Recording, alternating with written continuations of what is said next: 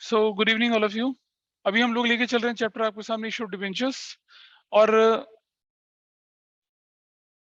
Issue of shares, issue of debentures या कोई भी चैप्टर अगर आपका है, whether it is related to partnership और रिलेटेड टू कंपनी अकाउंट और analysis of financial statement, we have to take care of one thing कि हमें थ्योरी जो है वो एनसीईआरटी से देखनी ही देखनी है। मतलब start looking at NCERT now, start looking at NCERT now, वो देखना शुरू करिए आप लोग। ठीक है, तो मैं क्या कर रहा हूँ आपके सामने अभी इस चैप्टर को पढ़ाते समय इसका जो थ्योरेटिकल पोर्शन है वो मैं आपके साथ क्लियर करूंगा यहाँ पर एनसीईआरटी के through. TS Grewal of course we look at that, लेकिन सीयूटी का पेपर तो एनसीईआरटी बेस्ड होना है, उसका भी ध्यान रखेंगे। और देखिए जरा यहाँ पर आपके सामने अभी अभी शेयर करूंगा, उससे पहले जरा देख लेते हैं कि हमें इशू ऑफ डिबेंचर्स चैप्टर के अंदर कौन कौन से टॉपिक, कौन कौन से सब टॉपिक्स पढ़ने हैं। ठीक, और अगर आपको इशू ऑफ शेयर्स आता है थोड़ा बहुत भी, एप्लीकेशन क्या होता है, अलॉटमेंट क्या होता है, फर्स्ट कॉल फाइनल कॉल क्या होती है, अगर ये चीजें आपको क्लियर हैं तो दिस चैप्टर इज सिंपल, कुछ भी नहीं, बहुत आसान है। एक सबसे बड़ी मजेदार और सबसे अच्छी चीज और सबसे पॉजिटिव खबर आप लोगों के लिए क्या होती है इस चैप्टर में, कि इस चैप्टर में फोरफिचर होता ही नहीं। फॉर एग्जाम्पल, मैंने इनाक्षी से 10 लाख रुपए का लोन लिया। इनाक्षी कहते हैं कि सर पहली इंस्टॉलमेंट है, आपको मैं 2 लाख दूंगी, दूसरी इंस्टॉलमेंट 3 लाख की, तीसरी इंस्टॉलमेंट फर्स्ट कॉल 2 लाख की, फाइनल 3 लाख रुपए की फाइनल कॉल दूंगी। इनाक्षी ने मुझे एप्लीकेशन पे मुझे 2 लाख दे दिया, अलॉटमेंट पे 3 लाख दे दिया, फर्स्ट कॉल पे 2 लाख दे दिया, और फाइनल कॉल मंगवाया नहीं दिया, फिर मंगवाया नहीं दिया, फिर मंगवाया नहीं दिया। मैंने कहा इनाक्षी डिबेंचर फॉरफिट। समझ रहे इसका मतलब? इसका मतलब ये हुआ कि मैंने गुड इवनिंग इनाक्षी के सर। पास है। Sir Rahul good evening. हाँ तो कुछ खास बेटा बताओ। सर नहीं, गुड इवनिंग कर रहा हूँ। हाँ thank you sir, thank you, thank sir आज इसलिए नहीं आ पाया ऑफलाइन सर, वो अभी 4:30 बजे घर आया, मैं मैच था मेरा सर आज क्रिकेट का। यू। बढ़िया, अच्छा है। तुम्हारा इंडियन टीम में सिलेक्शन हो गया शायद? सर नहीं, लेकिन मैच जीत गए सर हम। मुबारक हो। आइए देखते हैं। तो अगर इनाक्षी ने मुझसे मुझे 10 लाख देने का वादा किया और उसने मुझे 7 लाख पे अटका दिया, अब मैं कहता हूँ इनाक्षी पहली चिट्ठी, दूसरी चिट्ठी, तीसरी चिट्ठी, तुम्हारे debentures forfeit.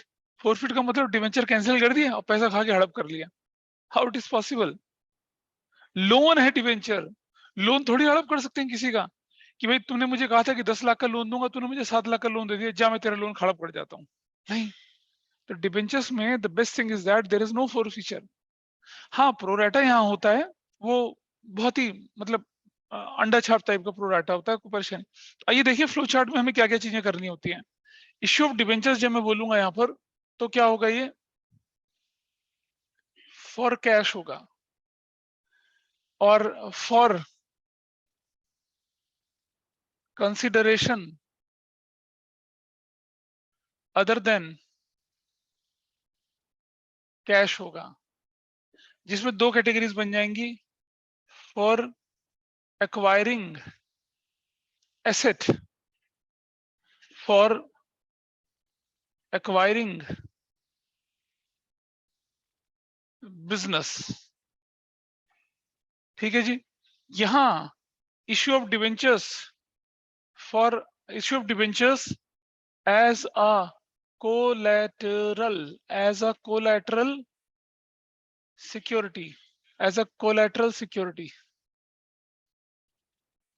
Collateral securities, as a collateral securities. अब issue of debentures for cash, ठीक है, ऑर्डिनरी तरीके से, और एक होता है किससे ऑर्डिनरी तरीके के अलावा, from redemption point of view से। यहां भी डिवेंचर इश्यू हो सकते हैं, एट पार पे इश्यू हो सकते हैं, एट प्रीमियम पे इश्यू हो सकते हैं, एट डिस्काउंट पे, डिवेंचर डिस्काउंट पे इश्यू हो सकते हैं। There is no such condition as per companies act की आप डिवेंचर को डिस्काउंट पे नहीं इशू कर सकते, आप कर सकते हैं।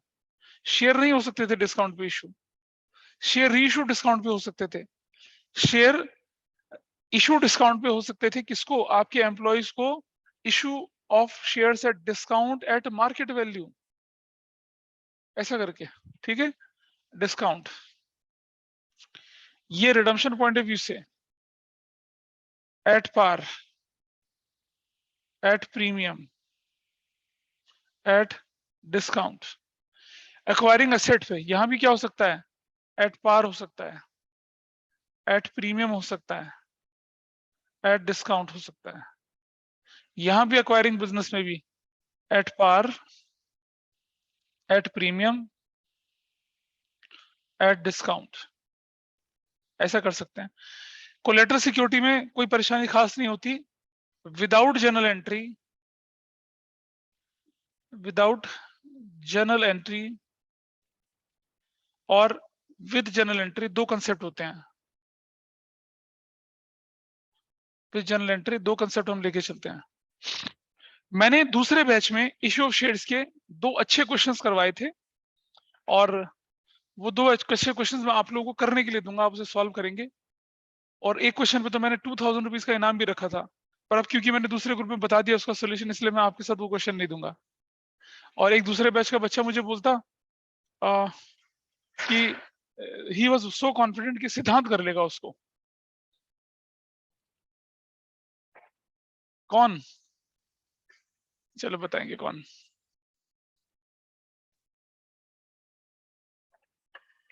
तुम भरोसा नहीं हो रहा कि तुम पे इतना भरोसा कर सकता है? ठीक है, ये हमारा फ्लो चार्ट बनता है। इसके है कौन सा क्वेश्चंस अभी दे दूंगा, इसी क्लास के लास्ट में दे दूंगा, डोंट वरी। देखते हैं तुम लोग करो, कर सकते नहीं कर सकते। अगर दूसरे बैच के साथ आपका इंटरेक्शन हुआ तो फिर तो कर लोगे। आइए देखिए, अब इसके अलावा हमें क्या करना पड़ता है, इसके अलावा हम सीखेंगे एक और चीज, राइटिंग ऑफ लॉस या discount on issue of debentures. एक और चीज सीखेंगे, इंटरेस्ट ऑन डिबेंचर्स। मतलब अब कुल मिलाकर ये जो बोर्ड में लिखा हुआ है यही आपका सिलेबस है इस चैप्टर में, और this chapter is relating to what, issue of debentures. तो धीरे धीरे करना शुरू करते हैं, आपको पता चलेगा। आज बहुत बेसिक चीजें लेके चलूंगा आपके सामने ताकि आप अपने आप को कंफर्टेबल फील करें, as you were not in issue of shares. Issue of shares तो खत्म किया ना हमने पिछली क्लास में, ठीक है, मैंने तो खत्म किया। मैंने कहा आपसे कि आप प्रैक्टिस करें 94 क्वेश्चंस की, इलस्ट्रेशन करें, एक्सरसाइज करें, होपफुली सभी ने कर लिया होगा, है ना? कर चुके होंगे सब लोग। भव्या ने सर इधर 94 तक करे हैं। हाँ जी, ये स्कैनर के क्वेश्चंस भी करने हैं। Let us start. ये फ्लो चार्ट अगर बन चुका हो तो हम इसको आगे बढ़ाना शुरू करते हैं। जल्दी से नोट कर लीजिए सब लोग।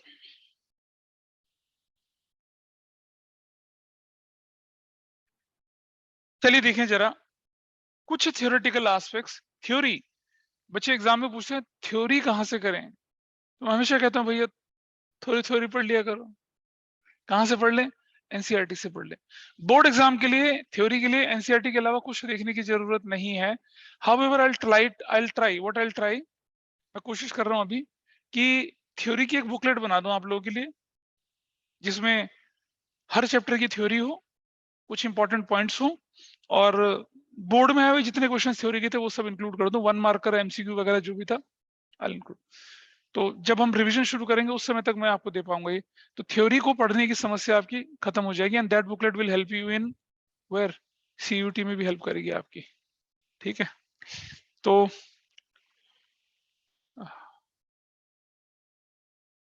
सो लेट अस सी दैट। आपकी स्क्रीन पर देख लीजिए, आप स्क्रीन पर देख लीजिए फटाफट से। हम डिवेंचर जो लेके चलते हैं, debenture is basically a loan document, है ना? A document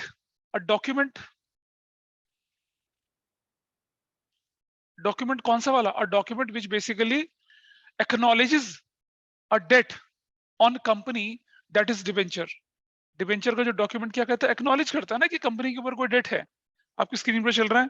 the word debentures mean derived from Latin debere which means borrow. Debenture is written instrument acknowledging a debt under a common seal of the company, ठीक है जी? According to section 2 subsection 30 companies act 2013, debenture includes debenture inventory, bonds and other securities of a company whether constituting a charge on assets और not. ये charge और not charge क्या होता है इसके बारे में भी डिस्कशन करूंगा मैं आपको। लेकिन आप देख रहे हैं अगर कभी क्वेश्चन आ जाए एमसीक्यू में डिवेंचर इंक्लूड्स, तो क्योंकि आपने एनसीईआरटी नहीं पढ़ी, आपको बॉन्ड मालूम होगा, एनी अदर सिक्योरिटी मालूम होगा, लेकिन डिवेंचर इन्वेंट्री आपको मालूम नहीं होगा। Debenture inventory is a term here. अब से आगे जितने भी टॉपिक्स होंगे सब में मैं आपको एनसीईआरटी का इनपुट देना शुरू करूंगा, ठीक है। अच्छा आगे चलते हैं थोड़ा सा। अभी बात आएगी आपके सामने यहाँ कि ये बॉन्ड क्या चीज होती है। आइए जरा डिस्कस करते हैं। डिवेंचर का तो मतलब पता चल गया आपको, सामने दिख रहा है आपको, but let us understand what is this term bond. Bond क्या होती है जरा ये बॉन्ड का ना जेम्स बॉन्ड से कोई लेना देना नहीं है। एक डिवेंचर होता है 100 रुपए का। अगर शेयर के बारे में कुछ ना बोला जाए तो उसकी फेस वैल्यू लेके चलेंगे आप कितने, 10 रुपया। लेकिन अगर डिवेंचर के बारे में कुछ ना बोला जाए उसकी वैल्यू लेके चलेंगे आप 100 रुपीज। अगर 100 रुपए का एक डिवेंचर्स है तो डिवेंचर के साथ एक टर्म प्रीफेक्स में लगती है परसेंटेज। उसका मतलब होता है क्या, वो डिवेंचर का टाइटल। जैसे हमने बोला है कि मनसिमर भंडारी है ना, इनाक्षी चावला, ऋषभ नागर और तनिष्क क्या भाई, तनिष्क वधावन है ना। तो ये आपके सरनेम है। इससे पता चलता है कि भाई ठीक है आपके सरनेम क्या है, you belong to which part of India and which category और वगैरह वगैरह, वो सब पता चलता है। डिवेंचर के साथ प्रीफिक्स में लगता है 7% डिवेंचर, 8% डिवेंचर, 9% डिवेंचर, 10% डिवेंचर। ये जो 7, 8, 9% डिवेंचर्स होता है, इसको हम पता क्या बोलते हैं, इसको बोलते हैं हम कूपन रेट। क्या बोलते हैं इसको, कूपन रेट। मतलब अगर किसी डिवेंचर में 6%, 8% लगा हुआ है तो उसको कूपन रेट वाला डिवेंचर बोलेंगे। और किसी डिवेंचर के साथ प्रीफिक्स में अगर परसेंटेज शब्द नहीं लगा हुआ तो उसको बोलेंगे जीरो कूपन रेट। क्या बोलेंगे उसको, zero coupon rate. Zero coupon rate debentures. अब जीरो कूपन रेट डिवेंचर्स क्या होते हैं, आइए उस पर जानकारी देते हैं। आपने बिजनेस स्टडीज में फाइनेंशियल मैनेजमेंट में के पहले एक चैप्टर, फाइनेंशियल मैनेजमेंट के बाद एक चैप्टर है capital market, financial markets, capital market. Financial market में कैपिटल मार्केट वो है चैप्टर। उसमें जब आप देखते हैं चैप्टर को तो आपको शेयर मार्केट, स्टॉक मार्केट, उसके बारे में भी आपको बताया जाता है, सेबी के बारे में भी डिस्कशन दिया जाता है, सारी चीजें बताई जाती हैं, है ना। और जब हम फाइनेंशियल मैनेजमेंट चैप्टर पढ़ते हैं और सुनी, और जो है एक होता है आपका money market instruments. Money market instruments में एक इंस्ट्रूमेंट आता है क्या, ट्रेजरी बिल। ट्रेजरी बिल कौन इशू करता है, रिजर्व बैंक ऑफ इंडिया। किसके बिहाफ पे इशू करता है, गवर्नमेंट ऑफ इंडिया के हिसाब से। ट्रेजरी बिल जो होते हैं वो 25-25 हजार रुपए के डिनोमिनेशन में इशू करते हैं, 25,000, 50,000, 1 लाख, 1.5 लाख ऐसा करके। ट्रेजरी बिल के साथ खास बात क्या होती है कि उनको इशू डिस्काउंट भी किया जाता है। 25,000 का वो ट्रेजरी बिल होगा, उसको इशू करेंगे 22,000 में, 21,000 में, 20,000 में। और उसको फिर क्या करते हैं आप, उसकी मेच्योरिटी 25,000 में होती है। यानी कि they are issued at discount and they are redeemable. Redeemable मतलब repayment at what, par, at par.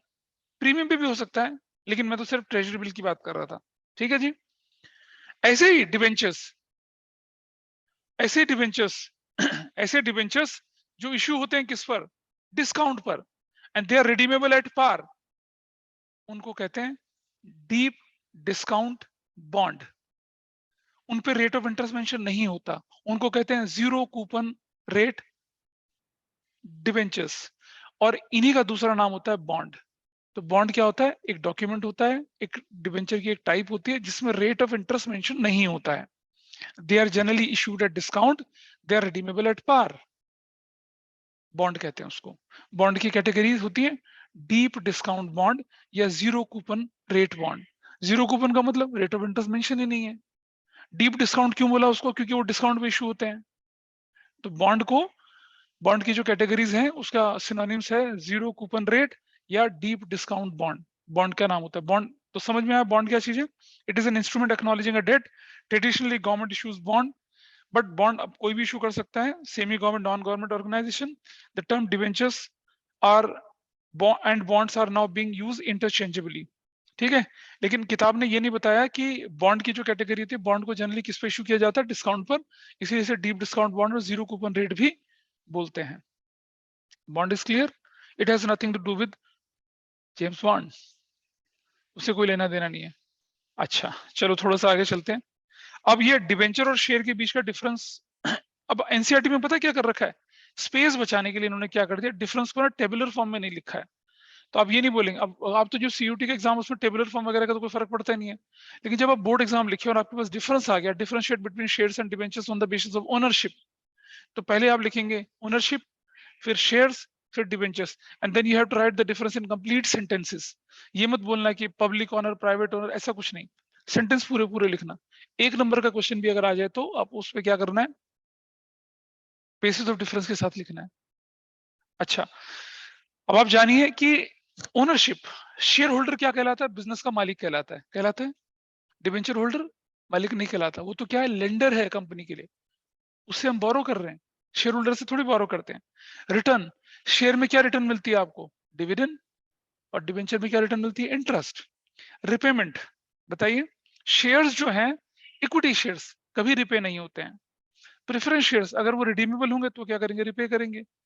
Debentures जो होते हैं वो रिडीमेबल इरिडीमेबल दोनों होते हैं। रिडीमेबल होंगे तो हम उसकी पेमेंट कर सकते हैं, इरिडीमेबल होगी तो पेमेंट नहीं कर सकते हैं। तो जनरली इक्विटी शेयर्स को उसकी लाइफ टाइम में हम पेमेंट नहीं करते हैं, जब कंपनी वांड अप होती है तब हम उसकी पेमेंट करते हैं। वोटिंग राइट, शेयर होल्डर में भी इक्विटी शेयर होल्डर को वोटिंग राइट मिलता है, डिबेंचर होल्डर को कोई वोटिंग राइट नहीं मिलता। सिक्योरिटी, डिबेंचर्स जो हो सकते हैं भाई वो सिक्योर हो सकते हैं अगेंस्ट अ चार्ज। अभी चार्ज पे मैं आऊंगा कि what is meant by charge, charge के टाइप्स क्या होते हैं, हम डिस्कस करेंगे उसको थोड़ी देर में। तो डिबेंचर सिक्योर और अनसिक्योर दोनों हो सकते हैं। सिक्योर अगर होगा तो वो चार्ज के अगेंस्ट सिक्योर होगा, और वो चार्ज जो होगा वो क्या हो सकता है, फिक्स भी होता है और फ्लोटिंग भी होता है। तो ये अभी अभी इसके बाद वाले टॉपिक में आने वाली चीजें हमारे पास है। कन्वर्टेबिलिटी, डिबेंचर, अब शेयर जो होते हैं उनको आप इक्विटी शेयर को आप कन्वर्ट नहीं कर सकते प्रेफरेंस शेयर से डिबेंचर्स में। प्रेफरेंस शेयर को आप इक्विटी शेयर में कन्वर्ट कर सकते हैं, डिबेंचर को आप इक्विटी शेयर या प्रेफरेंस शेयर्स में कन्वर्ट कर सकते हैं। तो शेयर्स जनरली इक्विटी शेयर्स की कन्वर्टेबिलिटी नहीं होती है, लेकिन डिबेंचर्स में कन्वर्टेबिलिटी होती है। ठीक है, डिबेंचर्स जो हो सकते हैं वो सिक्योर अनसिक्योर दोनों हो सकते हैं। ठीक है जी, शेयर कभी भी सिक्योर नहीं होते हैं। क्या सुना है आपने कि किसी कंपनी के शेयर खरीदने के बदले में आप कंपनी वालों से बोलो कि तुम प्लांट, मशीनरी, लैंड, बिल्डिंग को मॉर्टगेज कर दो ना? अरे शेयर होल्डर तो मालिक है ना भाई, मालिक थोड़ी मॉर्टगेज करवाएगा अपना। तो कोई सिक्योरिटी शेयर में नहीं होती है, डिबेंचर्स में डेफिनेटली अगर वो सिक्योर डिबेंचर है तो सिक्योरिटी होगी, और नहीं है तो मॉर्टगेज नहीं होगा कुछ भी। टाइप्स ऑफ डिबेंचर्स पे आ जाती है। ये जो मैं आपको टॉपिक बता रहा हूँ इन पे 1 मार्कर क्वेश्चन जरूर से बनना है आपका, और एक एक नंबर कितना मायने रखता है सीयूटी के अंदर भी। और देखिए बच्चों के मन में क्या दिमाग में आ गया, क्योंकि अब तो हम क्या कर रहे हैं, क्योंकि सीयूटी के लिए पढ़ाई कर रहे हैं तो क्या करना, अरे जो तुम्हें टॉपिक पढ़ रहे हो यार, सीयूटी के लिए कुछ बहुत अलग से कोई तामझाम थोड़ी निकल कर आएगा। जो आपके कंसेप्ट अभी बिल्डअप हुए हैं उन्हीं कंसेप्ट को शार्प किया जाएगा ना। बच्चे ये नहीं समझ रहे हैं कि वो कहते हैं कि सर अब क्या, स्कूल के एग्जाम में 60% नंबर ले आओ, सीयूटी बैठो। 60% नंबर लाने का मतलब है कि आपने 40% कंसेप्ट अपने ढीले ढाले कर रखे हैं। तो जब आप सीयूटी के लिए बैठोगे तो सिलेबस तो यही पढ़ना है आपने। इनफैक्ट इसमें बहुत सारी एडिशंस भी हो जाएंगे, वो पढ़ना है आपने। फिर क्या करोगे? तो अगर ये कंसेप्ट अभी अच्छे से शार्प हो गए तो शायद सीयूटी में आपको कम मेहनत करनी पड़े। One mother was talking to me today, she told कि मेरे बच्चे का स्कोर सीयूटी में स्कोर 680 आया था, और 720 तक वालों को एसआरसीसी मिला था, 680, और 680 वाले को रामानुजम मिला। बीकॉम ऑनर्स भी नहीं मिला, बीकॉम पास मिला। 30 नंबर के परसेंटाइल के डिफरेंस से कहाँ का कहाँ हो गया।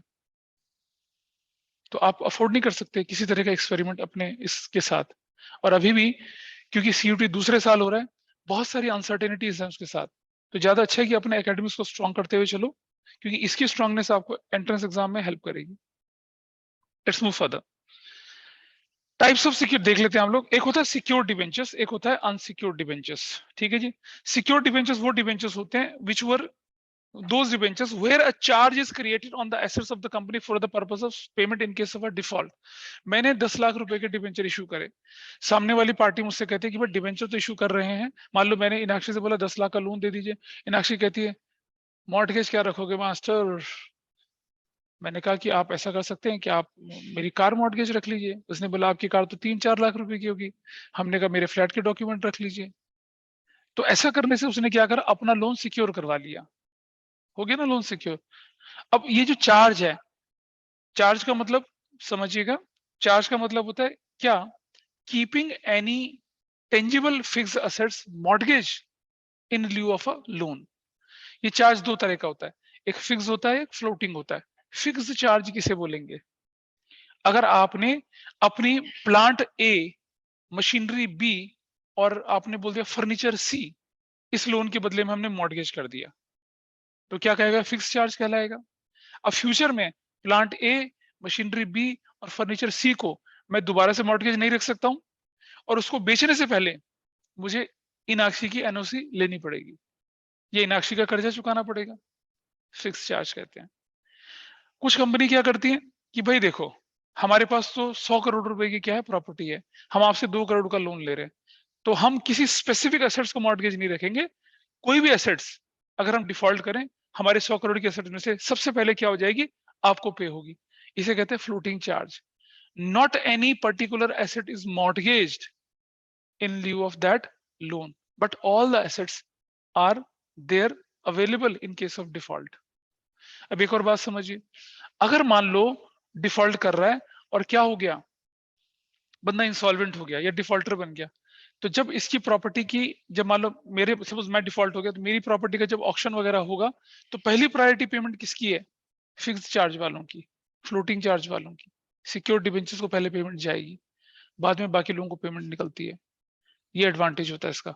तो चार्ज का मतलब समझे, और चार्ज की दो कैटेगरी होती है, कौन सी वाली? फिक्स और फ्लोटिंग। तो आपकी बुक में लिखा है a fix charge is created on specific assets where floating charge is created on general assets of the company, और fixed charge is credited against those assets which are held by company for use of operations not meant for resale, where floating charge involves all assets excluding those assigned to the secured creditors. मतलब जो जो assets आपने mortgage रख ली, उसके अलावा जितनी बदल गई, जितनी बच गई, वो सारी की सारी फ्लोटिंग की कैटेगरी में चली जाती हैं। ठीक है, अगर आप फ्यूचर में कोई लोन लेते हो जो फिक्स चार्ज वाली, उन्हें मॉर्गेज नहीं कर सकते हो। तो ये हुआ फिक्स चार्ज और फ्लोटिंग चार्ज। और चार्ज का मतलब, कभी क्वेश्चन आता है what is meant by charge, तो लोग पता क्या कर लेते हैं, वो एप्रोप्रिएशन और चार्ज वाले का आंसर लिखाते हैं, था ना फंडामेंटल में। वहां तो लिखा हुआ है what is the difference between appropriation and charge. ठीक है, तो चार्ज का मतलब होता है क्या? Identifying keeping any asset mortgage against any क्या लोन, स्पेसिफिकली डिबेंचर्स, उसके लिए करते हैं इसको। थोड़ा और आगे बढ़ते हैं। डिबेंचर का टेन्योर पॉइंट ऑफ व्यू से, या कई बार क्वेश्चन आ जाए कि 2 नंबर का तो कर नहीं आएगा, क्वेश्चन ही बोल दिया लिखने के लिए, थ्योरी दे दी कि describe briefly the types of debentures on the basis of tenure. Tenure के बेसिस से 2 तरह के होते हैं। टेन्योर मतलब टाइम पीरियड, या तो रिडीमेबल होंगे या इरिडीमेबल होंगे। Redeemable debentures can be redeemed during the life time of a company and after a specified period. 5 साल के लिए, 6 साल के लिए, 7 साल के लिए, उसके बाद उन्हें रिडीम। रिडीम का मतलब होता है रीपेमेंट। रीपेमेंट का मतलब होता है जो लोन लिया उसका पैसा वापस कर देना। तो इश्यू ऑफ डिबेंचर के बाद अगला टॉपिक आता है redemption of debentures, which is not in your syllabus but that is there in CUET। एक टॉपिक है NPO, not for profit accounting, वो आपके सिलेबस में नहीं है but that is there in CUET। पिछले साल सिलेबस में था, बच्चे बहुत रोए थे लेकिन उनको फायदा हुआ। देयर आर छोटी मोटी चीजें जो सिलेबस में नहीं होती है लेकिन वहां है NCERT में, जो NCERT में रखा गया है वो आपके CUT में दिखेगा। इरिडीमेबल डिबेंचर्स जो होते हैं, वो जिनको कि ड्यूरिंग द लाइफ टाइम हम क्या करते हैं, रिडीम नहीं करते, उन्हें रिडीम कब करेंगे? जब कंपनी क्या होगी, वाउंड अप होगी। इसीलिए इनको क्या बोलते हैं? परपीचुअल डिबेंचर्स भी बोलते हैं। याद है ना, कंपनी की एक फीचर होती है परपीचुअल सक्सेशन, इन्हें क्या बोलते हैं? परपीचुअल डिबेंचर्स। कभी ना खत्म होने वाले डिबेंचर्स। कब खत्म होंगे? जब कंपनी की क्या हो जाएगी, लाइफ, कंपनी वाइंड अप करेंगे तब होगी खत्म। परपीचुअल डिबेंचर्स कहते हैं। ठीक है, मैंने आपको इश्यू शेयर्स कराते समय एक चीज शायद छोड़ी थी या बताई नहीं थी, difference between capital reserve and reserve capital. Can anybody tell me the difference between reserve capital and capital reserve? नहीं? सुनो, capital reserve is a profit which is created out of capital profits.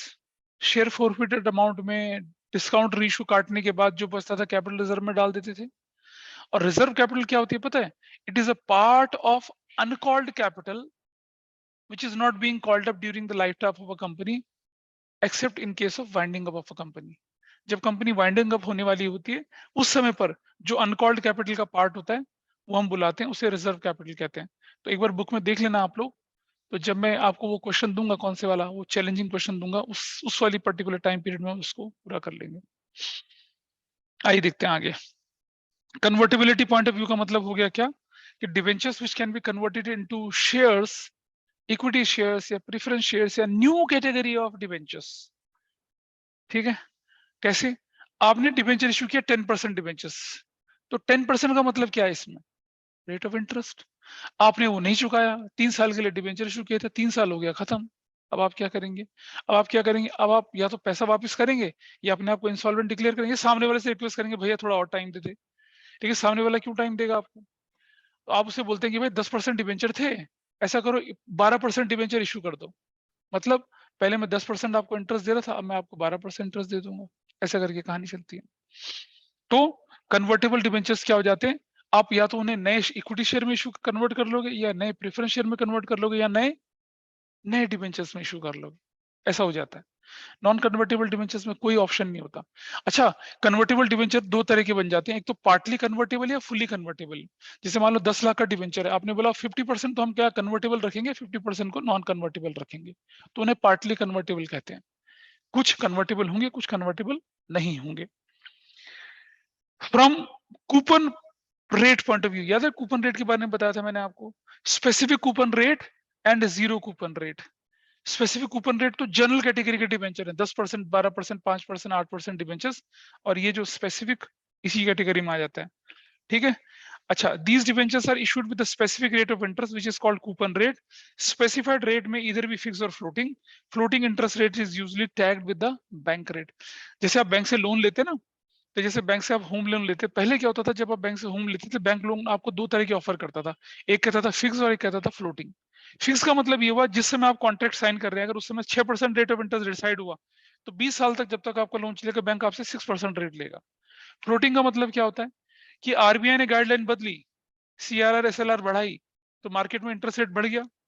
भाई मैंने अभी home loan लिया 6.85 पे, अब वो interest वो होम लोन का इंटरेस्ट चला गया 8.25 पे, क्योंकि बीच में 2 बार आरबीआई ने क्या कर दिया, एसएलआर बढ़ा दी थी, सीआरआर बढ़ा दिया था। ठीक है। तो इसका नतीजा ये निकला कि मेरा तो जो, क्योंकि मैंने फ्लोटिंग रेट पे ले रखा था, तो जैसे जैसे बैंक रेट बढ़ेगा रेट ऑफ इंटरेस्ट बढ़ता चला जाएगा। ये ऐसे ही होता है स्पेसिफिक कूपन रेट वाला। या तो लोन ही तो है ये, सामने वाले के साथ डील फिक्स कर दीजिए, हम तुमसे डिवेंचर इशू कर रहे हैं 5 साल के लिए और रेट ऑफ इंटरेस्ट 10% रहेगा, 10% रेट ऑफ इंटरेस्ट रहेगा, और नहीं रहेगा तो क्या करेंगे? अगर आप फ्लोटिंग लेके चलेंगे तो जैसे जैसे मार्केट में रेट ऑफ इंटरेस्ट बढ़ेगा डिवेंचर वाला आपसे ज्यादा इंटरेस्ट रेट लेना शुरू कर देगा। तो यहाँ ये फ्लोटिंग और फिक्स दोनों ही होता है। जीरो कूपन मैंने बताया था, कोई रेट ऑफ इंटरेस्ट नहीं है, तो इसका मतलब क्या हुआ? They are issued at substantial discount. इन्हें डिस्काउंट भी इशू किया जाता है, इनका रिडम्पशन प्रीमियम पे होता है। ठीक है। और इन्हें क्या कहा जाता है? इन्हें डीप डिस्काउंट भी कहा जाता है। जनरली ये बॉन्ड होते हैं, जनरली ये बॉन्ड होते हैं। अच्छा, अब एक और चीज समझिए, तो इन्वेस्टर को क्या फायदा हुआ ये बॉन्ड को खरीद के? इन्वेस्टर का फायदा क्या बनता है पता है? इन्वेस्टर लेता है 25,000 का बॉन्ड 20,000 में, और रिडम्पशन के टाइम पे कितना पैसा मिलता है उनको? 25,000 रुपए मिलता है। फायदा तो हुआ ना फिर भी 5,000 का। ये 5,000 जो है ये कहलाता है नोशनल इंटरेस्ट। क्या कहलाता है ये? नोशनल इंटरेस्ट कहलाता है। ध्यान रखना, ये टर्म नोट कर लो कहीं पर यार, नोशनल इंटरेस्ट। अगर क्वेश्चन आ जाए क्या कि डिबेंचर्स आर, या डिबेंचर्स, अगर मान लो कभी क्वेश्चन आता है आपके पास क्या कि डिबेंचर्स जो है, can debentures always be issued at, या क्या डिबेंचर में हमेशा और रेट ऑफ इंटरेस्ट होगा? हमेशा तो नहीं होगा। जीरो कूपन रेट वाले में इंटरेस्ट डिबेंचर नहीं होगा। पर क्या डिबेंचर में इंटरेस्ट होता ही नहीं है? होता है। बाकी में एक्सप्लिसिट होता है कूपन रेट के फॉर्म में, और बाकी में दूसरे में क्या होता है? नोशनल इंटरेस्ट की form, notional, N O, national interest मत बोल देना, N N O T I, national लिख दिया, notional, N O T I O N A L, notional interest कहते हैं उसको, नोशनल इंटरेस्ट। ठीक है। ये नोशनल इंटरेस्ट आपको टेक्स्ट बुक में नहीं दिखेगा। अब आइए एक और चीज जरा समझें। इसके बाद एक कैटेगरी और आती है आपके पास, from point of view registration.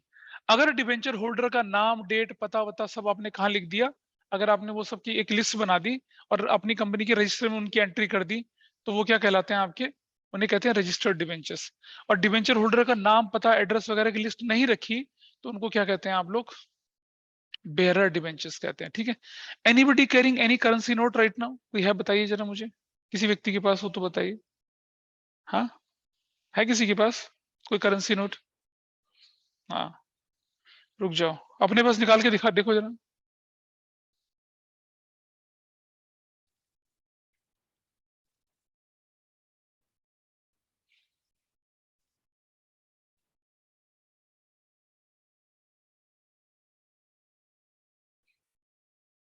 है किसी के पास 500? निकाल के रखो अपने सामने जरा। सर ऋषभ के पास हूँ। हम देखो वहां से आवाज आ रही है ऋषभ के पास होंगे। क्यों तुम्हारे पास नहीं होंगे? ऋषभ के पास क्या खजाना कारों का है? ऋषभ के पास डॉलर्स हैं? वाह, राहुल पीछे से गड़बड़ कर रहा है। बदमाश बच्चा है, बदमाश।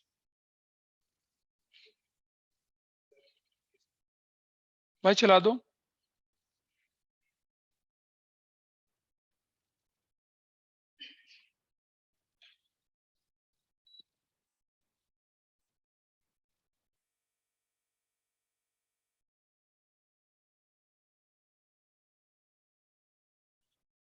अच्छा देख लिया भाई, किसी के पास है अभी? कोई अगर क्लास में किसी के पास हो तो देख लो उसको, किसके पास है?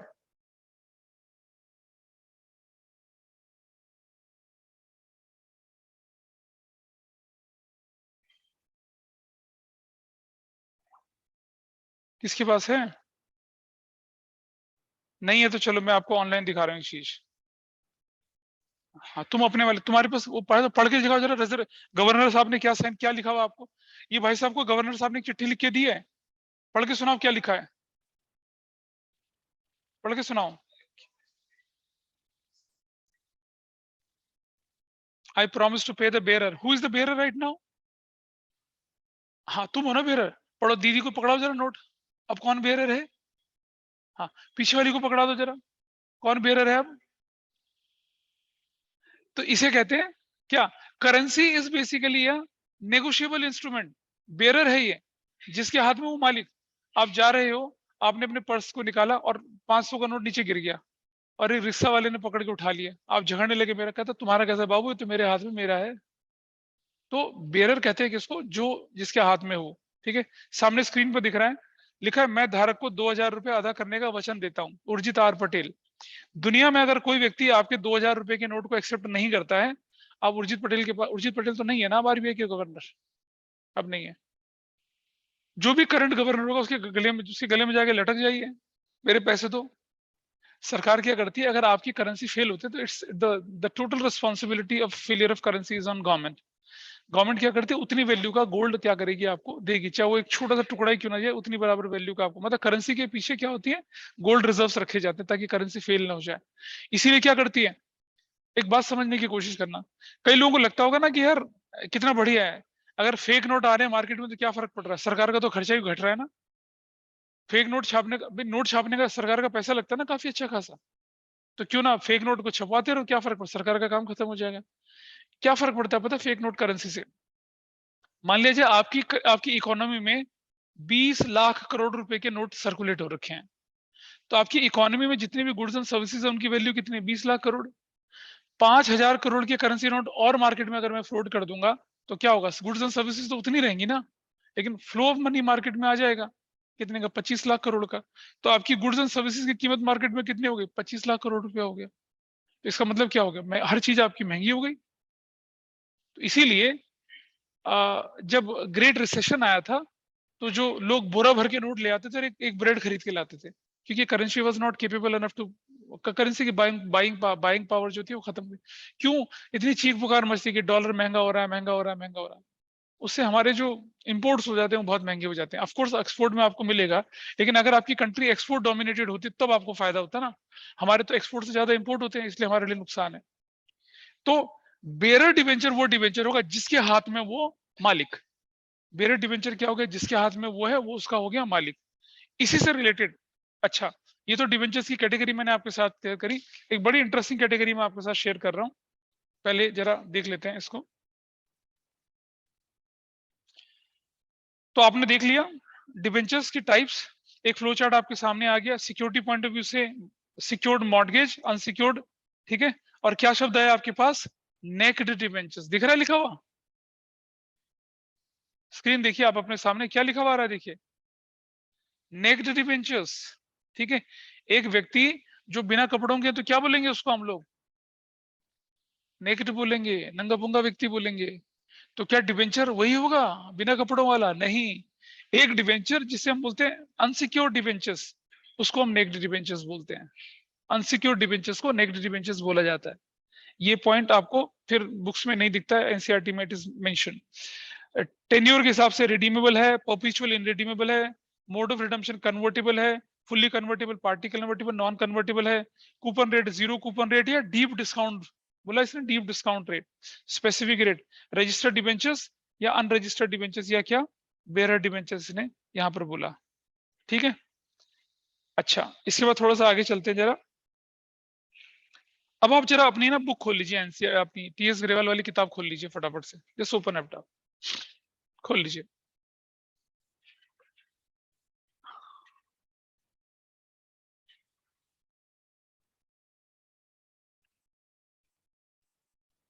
एक क्वेश्चन जनरली उठता है, what is debenture trust deed? Debenture trust deed क्या होती है? हमने लिखा question, what is debenture trust deed? आपकी एनसीईआरटी में शायद इसे एड्रेस नहीं किया गया, करा होगा लाइटर स्टेज पे। यहां देखते हैं डिबेंचर ट्रस्ट डीड क्या होती है, इसे जानने की कोशिश करते हैं। ठीक है, डीड का मतलब कुछ ना कुछ रिटर्न में होगा। तो a document which contains terms and conditions of issue of debenture is known as debenture trust deed. आपकी बुक में देख लीजिए, दिख रहा है लिखा हुआ, can you see in your book? देखिए जरा, डिबेंचर ट्रस्ट डीड लिखा हुआ नहीं आ रहा? ये रहा लिखा हुआ आ रहा। ठीक है, अबे पेज नंबर बताओ कितना है? 10.4 10.4 पेज नंबर पे लिखा हुआ है डिबेंचर ट्रस्ट डीड क्या होती है। So a document which contains terms and conditions relating to issue of debenture is known as terms debenture terms trust deed। और डिबेंचर ट्रस्ट डीड के लिए आपको ट्रस्टी अपॉइंट करने पड़ते हैं। तो मेरा क्वेश्चन आप लोगों के लिए, जिसका जवाब मुझे कल लाके देंगे आप, who can be a trustee to a debenture trust deed? कौन हो सकता है डिबेंचर ट्रस्ट डीड का ट्रस्टी? कौन हो सकता है? ये आप गूगल बाबा से सर्च करके मुझे बताएंगे। ठीक है, डिबेंचर ट्रस्ट डीड में ट्रस्टी किस किस को बना सकते हैं। और इसमें आपको बड़ी अच्छी जानकारी मिलेगी कि there are certain people who are related to company that can not be trustee of the debenture trust deed. क्योंकि अगर वो लोग जिनके मॉनेटरी इंटरेस्ट, पिक्यूनरी इंटरेस्ट अगर एसोसिएटेड है कंपनी के साथ, उन्हें ट्रस्टी बना दिया तो फिर गड़बड़ हो जाएगी। ठीक है, जब आप बिजनेस स्टडीज पढ़ते हैं तो आपने एक separation of management and ownership पढ़ा होगा स्टॉक एक्सचेंज की फीचर्स में, नहीं पढ़ा होगा? कि स्टॉक एक्सचेंज में जो मैनेजमेंट होता है वो स्टॉक एक्सचेंज के अंदर डील करने की परमिशन उनको नहीं दी जाती है, नहीं पढ़ा? अरे एक डीमटेरियलाइजेशन होता है, नहीं नहीं पढ़ा तुमने? नहीं पढ़ा? मनी मार्केट मतलब फाइनेंशियल मार्केट में नहीं पढ़ा आपने टॉपिक? स्टॉक मार्केट के अंदर लिखा रहता है ना कि सेपरेशन होता है, मतलब आपका जो मैनेजर है, स्टॉक जो मैनेजमेंट कमेटी है स्टॉक एक्सचेंज वाली, उनको उस स्टॉक एक्सचेंज के अंदर शेयर्स की डीलिंग की परमिशन नहीं दी जाती है। नहीं नहीं पढ़ा? सर पढ़ा हुआ है। हाँ, क्या टर्म उसके लिए स्पेसिफिकली यूज होती है, क्या बोलते हैं उसको, बताइए? Insider trading. अरे इनसाइडर ट्रेडिंग नहीं कहते उसको।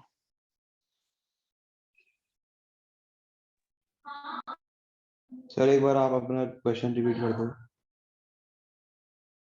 उसे एक होता है डीमटेरियलाइजेशन, डीमैट अकाउंट से रिलेटेड होता है, एक होता है डीम्यूचुअलाइजेशन। ये वो टर्म होती है डीम्यूचुअलाइजेशन, जिसमें हम सेपरेट कर देते हैं किसको, ओनरशिप को और मैनेजमेंट को, किसका, स्टॉक एक्सचेंज में। जो व्यक्ति स्टॉक एक्सचेंज में, जैसे स्टॉक एक्सचेंज का सीईओ हो, सीएमडी वगैरह हो जाते हैं, ये फिर उस स्टॉक एक्सचेंज के अंदर क्या नहीं कर सकते हैं, जब तक वो इस पोजीशन पे रहेंगे ट्रेडिंग नहीं कर सकते हैं। वो लोग ब्रोकर अगर काम, ब्रोकर ही तो होते हैं ब्रोकर में से कोई एक बंदा बनता है उसके आगे, उनको परमिशन नहीं होती है। Let's come to the point now, हम अपने पॉइंट पे चलते हैं आगे। तो डिबेंचर ट्रस्ट डीड से रिलेटेड चीजें हो गई। अब सवाल उठता है कि डिबेंचर्स को आप बैलेंस शीट में कैसे शो करेंगे? कैसे शो करेंगे डिबेंचर्स को बैलेंस शीट में, बताइए जरा, कहाँ शो होना चाहिए, बताइए कहाँ शो होगा, बोलो? लायबिलिटी साइड में भी, कौन सी लायबिलिटीज में? हाँ, नॉन करंट लायबिलिटीज में। अगर डिबेंचर लॉन्ग टर्म के लिए है तो नॉन करंट में, लॉन्ग टर्म बोरोइंग में, नॉन करंट के अंदर, लॉन्ग टर्म बोरोइंग्स के अंदर। और डिबेंचर्स अगर शॉर्ट टर्म के लिए 1 साल से कम के लिए होंगे तो कहाँ चला जाएगा वो, करंट लायबिलिटी के अंदर चला जाएगा। मैं देख रहा था आपकी किताब में कहाँ लिख रखा है, चलो छोड़ो, नहीं देख रखा, आगे देखते हैं। आपकी टीएस ग्रेवाल वाली टेक्स्ट बुक में देखेगा आपको ये वाला पोर्शन। देखिए, आपको बताया गया कि डिबेंचर्स जो होते हैं वो, अगर डिबेंचर्स जो होते हैं वो लॉन्ग टर्म बोरोइंग का पार्ट बनाकर दिखाए जाते हैं। ठीक है, लॉन्ग टर्म बोरोइंग के अंदर 10% डिबेंचर्स 20% डिबेंचर्स बोल के आप उसे रख लेंगे। अच्छा एक चीज बताइए मुझे, मान लो डिबेंचर 4 साल के लिए इशू करे गए थे, 2022 है और 2026 में हमें क्या करना है, 22, 23, 24, 25, 26, 4 साल के बाद 31 मार्च 2026 को हमें क्या करना है, उन डिबेंचर्स को 31 मार्च को उन डिबेंचर्स को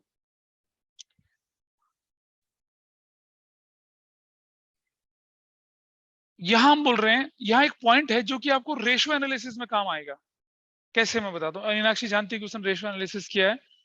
होता क्या है कि हमने बोला एक point, debentures are redeemed for ₹2 lakh और हमारे पास करंट रेशियो दे रखी है, करंट एसेट्स अपॉन में करंट लायबिलिटी। बोलते हैं कि रेशियो इंक्रीज होगी डिक्रीज होगी या नो चेंज, ऐसा क्वेश्चन आता है 1 नंबर का। अब होता यह है कि डिबेंचर तो हमने बोले थे लॉन्ग टर्म बोरोइंग है और करंट एसेट्स और करंट एसेट्स, भाई जब डिबेंचर की पेमेंट करेंगे तो करंट एसेट्स तो कम हो जाएगी आपकी, पर करंट लायबिलिटी में तो कोई फर्क पड़ना ही नहीं चाहिए क्योंकि डिबेंचर्स तो लॉन्ग टर्म बोरोइंग होते हैं, करंट लायबिलिटी तो होते नहीं है। और जब ऐसा सोचेंगे तब हो जाता है कूड़ा और गड़बड़। इसका रीजन समझिए, डिबेंचर्स का रिडम्पशन हम 2025 में खड़े हैं, डिबेंचर का रिडम्पशन 2026 में होने वाला है, तो डिबेंचर्स जो अगले साल ड्यू हैं पेमेंट के लिए वो तो मेरी अदर करंट लायबिलिटी बन गई ना। क्या बन गई मेरे लिए, अदर करंट लायबिलिटी नहीं बनी। जिन डिबेंचर्स का रिडम्पशन अगले से, जैसे मान लो 2022 में मैं खड़ा हूं और मेरे डिबेंचर का रिडम्पशन 2023 में होने वाला है, तो 2022 की बैलेंस शीट में ये डिबेंचर्स क्या कहलाएंगे, अदर करंट लायबिलिटीज कहलाएंगे। और अब अगर इन डिबेंचर का रिडम्पशन अगले साल हो जाता है तो मेरा लॉन्ग टर्म बोरोइंग में थोड़ी फर्क पड़ा, मेरा तो करंट लायबिलिटी में फर्क पड़ गया। तो इसका नतीजा ये निकला कि मेरी करंट लायबिलिटी कम हुई और मेरी करंट एसेट्स कम हुई।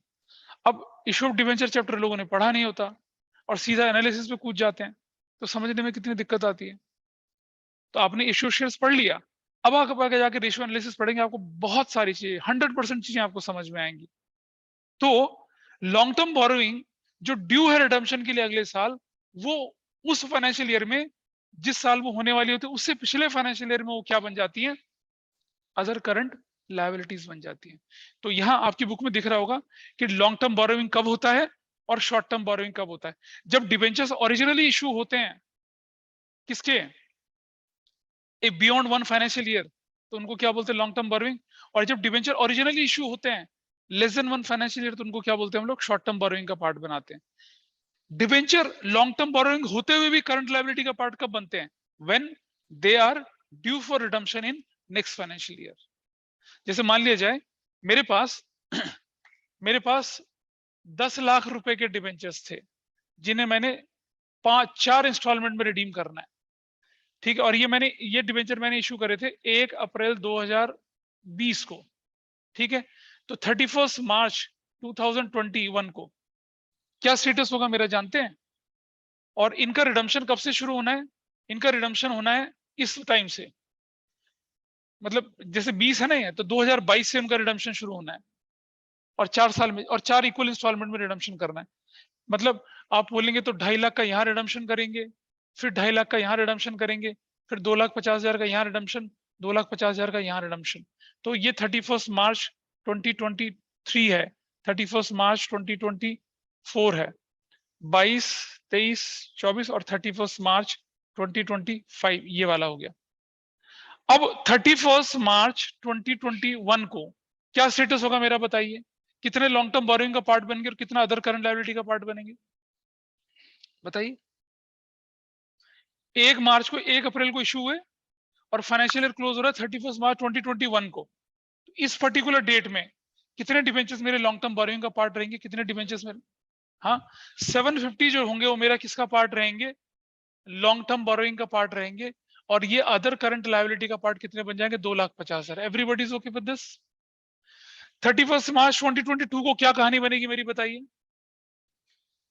लॉन्ग टर्म बोरोइंग का पार्ट कितने रह जाएंगे, 5 लाख, और शॉर्ट ये करंट लायबिलिटी का पार्ट कितने बनेंगे, 2,50,000। इस साल क्या कहानी होगी, इस साल क्या कहानी होगी बताइए, समझ पा रहे हैं। देखिए मतलब जिस फाइनेंशियल ईयर के अगले फाइनेंशियल ईयर में उन्हें रिडीम करना है मैंने, उस फाइनेंशियल ईयर में वो क्या कहलाएंगे, करंट लायबिलिटी कहलाएंगे, अदर करंट लायबिलिटी, ठीक है। तो ऐसे करते करते जब लास्ट डेट आ जाएगी मेरी तो क्या हो जाएगा, उसके पिछले फाइनेंशियल ईयर में वो क्या कहलाएंगे। जैसे यहाँ देखिए इस तरफ ये यहाँ क्या हो जाएगा, इधर क्या हो जाएगा 250 और ये 250 रहेंगे, ठीक है जी। इस फाइनेंशियल ईयर में सिर्फ 250 रहेंगे, 2.5 लाख करंट लायबिलिटी रहेंगे और कुछ रहेंगे नहीं, और इस फाइनेंशियल ईयर में तो वो खत्म ही हो जाएंगे ऐसा करके। तो रेशियो एनालिसिस में पॉइंट बड़ा इंपॉर्टेंट होता है कि हम डिबेंचर का रिडीम कर रहे हैं, उसका करंट असेट्स उसका करंट रेशियो में क्या फर्क पड़ रहा है। वो करंट रेशियो को न्यूमिनेटर और डिनोमिनेटर दोनों को इफेक्ट करता है। लेकिन अगर हम प्राइमा फेसी सोचें कि डिबेंचर का रिडम्पशन तो लॉन्ग टर्म बोरोइंग खत्म हो गई, लॉन्ग टर्म बोरोइंग पहले करंट लायबिलिटी बनती है, फिर जाके वो रिपेमेंट होता है। तो इस तरह से कंपनीज एक्ट के अंदर इसे प्रेजेंट किया जाता है। डाउट लग रहा है कुछ, है ना, कुछ बोझ के साथ चल रही चीजें। It will help, this point will help you to understand what ratio analysis in a better way. ठीक है, तो बैलेंस शीट में प्रेजेंटेशन कैसे रहेगा इनका, कैसा रहेगा बैलेंस शीट में प्रेजेंटेशन? लॉन्ग टर्म बोरोइंग के अंदर दिखेंगे ये और खत्म। लेकिन अगर रिडम्पशन की इंफॉर्मेशन है तो कुछ शेयर्स, कुछ डिवेंचर्स तो किसके लॉन्ग टर्म बोरोइंग के पार्ट रहेंगे, और कुछ डिवेंचर किसका पार्ट बन जाएंगे, करंट लायबिलिटी के अंदर अदर करंट लायबिलिटी का पार्ट वो बन के दिखेंगे। ये आपका प्रेजेंटेशन होता है। ठीक है, अब इसके हम क्वेश्चंस भी करेंगे, लेकिन उससे पहले वो वहां से शुरुआत करते हैं, उस वाले से शुरुआत करते हैं। ठीक है, अब मैं प्रैक्टिकल शुरू कर रहा हूं आप लोगों के सामने। अब बुक्स बंद कर लीजिए, क्वेश्चंस लेके चलेंगे। क्या कोई ऐसा व्यक्ति क्लास में है जिसे ये नहीं मालूम कि पहले एप्लीकेशन मिलती है, फिर अलॉटमेंट ड्यू होती है, फिर एप्लीकेशन को ट्रांसफर करते हैं शेयर कैपिटल में, और फिर अलॉटमेंट का पैसा लेते हैं, फिर फर्स्ट कॉल, फिर second call, first call due, first call का पैसा, final call due, final call का पैसा। Everybody is okay with this, है ना? इधर I hope everybody is okay with this. ठीक है, चलिए तो लीजिए, अब मैं उधर से क्वेश्चन लेके चल रहा हूं। ऑर्डिनरी तरीके से डिबेंचर्स कैसे इश्यू होते हैं, ऑर्डिनरी तरीके से। अच्छा, डिबेंचर चैप्टर जो होता है ना, इसको लोग बहुत बुरा मानते हैं क्योंकि इसमें लोगों को बहुत तकलीफें होती हैं। पता है, रिडम्पशन और डिबेंचर का जो चैप्टर है, कई बार जब इस सिलेबस में होता था, जब मैं इस क्वेश्चन को सॉल्व कराता था ना, तो इसका जो क्वेश्चन होता था वो कम से कम 6-7 पेजेस तक चला जाता था। कैसे चला जाता था? एक डिबेंचर है, उसको आपने इश्यू कर दिया 1 साल में 10 लाख के डिबेंचर्स, और 2 साल बाद उसको 2-2 लाख की 5 इंस्टॉलमेंट में रिडीम कर रहे हैं। तो जब इश्यू करेंगे, इश्यू के टाइम पे सारी एंट्री करनी पड़ेगी। ठीक है, फिर जब डिबेंचर को पार्ट में रिडीम कर रहे हैं तो उसमें डिबेंचर रिडम्पशन रिजर्व और डीआरआई एक प्रोविजन होता है, वो भी करना पड़ता है। फिर डिबेंचर का इंटरेस्ट साल में 2 बार होता है, वो भी करना पड़ता है। और फिर इनकम टैक्स टीडीएस का डिडक्शन, उसकी भी एंट्री करनी पड़ती है। तो मतलब 1 साल की एंट्री करते करते 1 पेज भर गया, 5 साल में 5 पेज भर जाते थे। ठीक है, ऐसा करके होता था। तो जब आप यूनिवर्सिटी में जाएंगे और सीधा धमाके के रूप में आपको क्या पढ़ने को मिलेगा, रिडम्पशन चैप्टर मिलेगा, तब बहुत गड़बड़ होती है। क्योंकि हमें मतलब जनरल एंट्री इतनी होती है कि उसको करते करते एक तो इंसान बोर हो जाता है और एकदम से रिदम टूट जाता है। अभी मैं यहीं पर कराऊंगा आपको एक क्वेश्चन जिसमें डिवेंचर की इशू करने की एंट्री भी होगी, डिस्काउंट को राइट ऑफ करने की एंट्री भी होगी, डिवेंचर के इंटरेस्ट को ड्यू करने की एंट्री भी होगी, और उस पर टीडीएस, हालांकि सिलेबस में नहीं है लेकिन मैं करा दूंगा क्योंकि वो सीयूटी में शायद आ जाए आपके, वैसा करके। ठीक है, और जो एंट्रेंस एग्जाम के लिए अकाउंटेंसी पढ़ती है ना, उसमें आपको कंसेप्ट सिखाए जाते हैं, लेकिन उसको करने के शॉर्टकट तरीके सिखाए जाते हैं। तो पार्टनरशिप में जितना भी कुछ करा आपने, चाहे वो कैपिटल एडजस्टमेंट है, चाहे ट्रीटमेंट ऑफ गुडविल है, चाहे कुछ भी कुछ, हर चीज के शॉर्ट, इवन पास एडजस्टमेंट्स, उसके भी शॉर्टकट तरीके होते हैं करने के। मतलब 2 कैलकुलेशन करे और आंसर निकल गया है, वैसा करने। चलो आगे देखते हैं। तो let us take a question. क्या X limited issued 10% debentures of ₹100 each at par। ये मैंने क्वेश्चन लिख दिया। 10,000 डिवेंचर, 100 रुपए का एक डिवेंचर पार पे इशू कर दिया। ठीक है, और कुछ नहीं है, मतलब सारा लमसम में हो गया, मतलब application, allotment, first call, final को सब एक साथ हो गई। तो मेरी एंट्री बनेगी पहली क्या, बैंक डेबिट। सबसे पहले मेरी एंट्री बनेगी क्या, बैंक डेबिट। ध्यान से सुनना, 10,000 debenture multiplied by, I will write issue price. क्या लिखूंगा मैं यहाँ पर, issue price, which is what, 100। हमेशा जब भी बैंक लिखा हुआ आएगा, number of debenture into issue price करेंगे, number of debenture into issue price. 2 debenture application and allotment account, that will also be, ये 10 लाख हो गया तो नीचे भी 10 लाख हो जाएगा। और क्या लिखेंगे आप, debenture application and allotment money received, ये एंट्री कर दी। नंबर 2, कुछ लोग बोलते हैं कि सर जब आपने डिबेंचर का पैसा एक साथ ले लिया तो आपको debenture application debit to percentage debenture, आपको debenture application bank debit to debenture application और debenture application to percentage debenture करना चाहिए। अब इसकी अगली एंट्री देखिए, फिर मैं उस कंसेप्ट को लेके चलूंगा। अगली एंट्री होती है debenture application and allotment account debit to 10% debenture account. 10 lakh यहां, और हमेशा ध्यान रखेंगे जब भी 10% डिबेंचर शब्द यूज करेंगे 10% डिबेंचर अकाउंट, तो आप क्या लिखेंगे, नंबर ऑफ डिबेंचर इनटू 100। यहां 100 क्या होगा, फेस वैल्यू होगा। क्या होगा यहाँ पर, फेस वैल्यू। हमेशा परसेंटेज, जैसे शेयर कैपिटल में जब हम मल्टीप्लाई करते थे फेस वैल्यू करते थे, यहां भी ऐसे करेंगे। This will be your 10 lakh. और क्या बोलेंगे, 10,000 डिबेंचर्स वर अलॉटेड। ऐसे दोनों को कंबाइन करूंगा तो एंट्री क्या बनती है, बैंक डेबिट टू 10% डिबेंचर्स बनती है। तो कुछ लोगों के मन में क्वेश्चन उठ सकता है कि क्यों हम bank debit to debenture application और debenture application to percentage debenture नहीं करते हैं, why we are adding unnecessary allotment. तो रीजन समझिए, एप्लीकेशन पहले आती है, फिर अलॉटमेंट होता है, और फिर एप्लीकेशन ट्रांसफर होती है। वही रूल यहां भी लगता है। तो न बोलते हुए भी मुझे एप्लीकेशन एंड अलॉटमेंट शब्द यूज करना पड़ेगा, क्योंकि आपने बोल दिया कि एप्लीकेशन पे सारा पैसा आ गया। एप्लीकेशन पे तो पैसा आ गया, लेकिन शेयर तो अलॉट होते हैं ना, तो अलॉटमेंट शब्द तो यूज हो गया, इसीलिए डिबेंचर एप्लीकेशन एंड अलॉटमेंट शब्द यूज होता है। अब अगर यहाँ ये होता एप्लीकेशन पर 20 रुपया, अलॉटमेंट पर 30 रुपीज, फर्स्ट कॉल पे 50 रुपीज, बैलेंस फाइनल कॉल, तो तब हम डिबेंचर एप्लीकेशन शब्द यूज करते, अलॉटमेंट अलग जगह पे यूज करते। ऐसे एंट्री होती है। ठीक है जी, बोलना है। नेक्स्ट आइए देखिए, इसको नोट कर लिया सभी लोगों ने, ऑनलाइन में सभी लोगों ने नोट कर लिया इसको। DC, Gauhar, Ikshita, Shaunak, point. अगला, इशूड एट 20% प्रीमियम। अब क्या होना चाहिए बताइए, इशूड एट 20% प्रीमियम।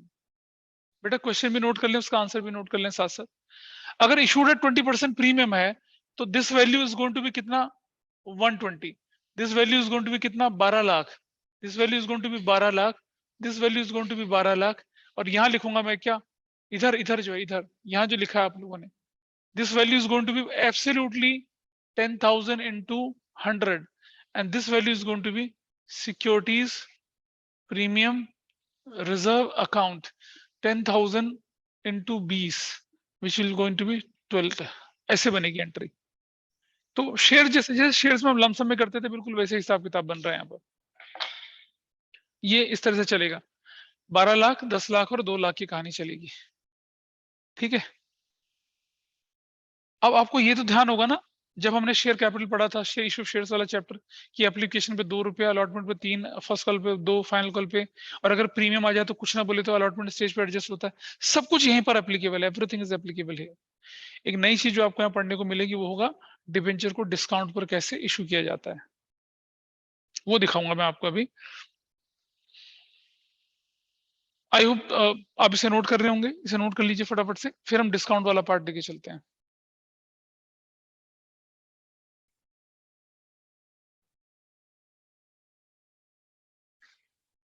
करें,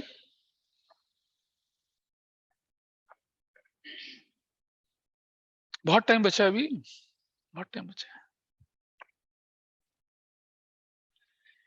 X Limited issued 10,000 10% debentures of rupees 100 each at 10% discount. ये है क्वेश्चन आपका, 10% डिस्काउंट पे इशू किया। हमने कहा डिबेंचर पार पे भी होता है, प्रीमियम पे भी होता है, और डिस्काउंट पर भी होता है। डिस्काउंट ये वाला पार्ट है, कैसे करेंगे वो दिखाता हूं। और फिर हाँ बोलो, नोट कर लिया ये वाला पार्ट, ये वाला पार्ट नोट कर लिया सभी ने। अच्छा, तो बेटा जब डिस्काउंट आएगा ना, तो हम ये हमें बोला, अब हमें बोल दिया ऊपर क्या, एट 10% डिस्काउंट, हमें ये बोल दिया, तो मैं यहाँ पर 90 लिखूंगा, तो मेरी वैल्यू कितने की हो जाएगी अब यहाँ पर, 9 लाख रुपल्ली की हो जाएगी, 9 लाख रुपल्ली की। और यहां मैं कितना लिखूंगा, 9 लाख लिखूंगा, ठीक है। और मैंने बोला था ना आपको कि जब भी परसेंटेज डिबेंचर आएगा, देखो ये वैल्यू क्या होती है, ये वैल्यू होती है इशू प्राइस, और ये वैल्यू क्या होती है, फेस वैल्यू। तो अब मुझे बताइए आपको कितने का नुकसान हो गया यहाँ पर, 1 लाख का। Discount is a loss which is debited, यहाँ लिखेंगे discount on issue of 10% debenture account debit 1 lakh रुपए का, ऐसे करके ये आपकी एंट्री बन गई। यानी कि आपने क्या कर दिया, 1 लाख रुपए का discount which is a loss to the firm. देखो ना, debenture application allotment debit 9 lakh से, परसेंटेज डिबेंचर 10 लाख से, तो डिफरेंस आ गया डेबिट में कितने का, 1 लाख रुपए का। उसे क्या बोला, discount on issue of 10% debenture debit 1 lakh से। डेबिट क्रेडिट बराबर हो गया ना। अब अगर मैं इसे कंबाइन करूंगा तो क्या रिजल्ट निकलेगा, बैंक डेबिट 9 लाख से, डिबेंचर क्रेडिट 10 लाख से, डिफरेंस कितने का हो गया, 1 लाख रुपए का। दैट इज डिस्काउंट, डिस्काउंट शब्द यूज करा, ठीक है। नीचे एक नोट लिखिए इसको करने के बाद, नोट नहीं पहले इसके बाद, हाँ इसके नीचे, इसके बाद एक नोट, इसके नीचे आप एक लिखिए यहाँ पर, at the year end, at the year end. आप एंट्री बनाएंगे हम नंबर 3, क्या, statement of profit and loss debit to discount on 10% debenture account 1 lakh और 1 लाख। और नरेशन क्या बनेगी, discount on issue of 10% debenture is written off. ये कहानी बनेगी। इस एंट्री के लिए कोई कंपल्शन नहीं है आपकी, इस एंट्री के लिए कोई कंपल्शन नहीं है।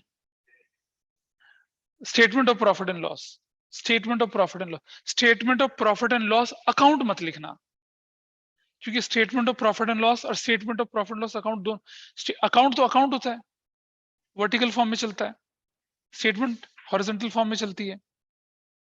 तो ये जो है ये वाला statement of profit and loss, ये जो आप पार्टनरशिप में प्रॉफिट एंड लॉस अकाउंट बोलते हैं ना, ये वो होता है कंपनी के केस में।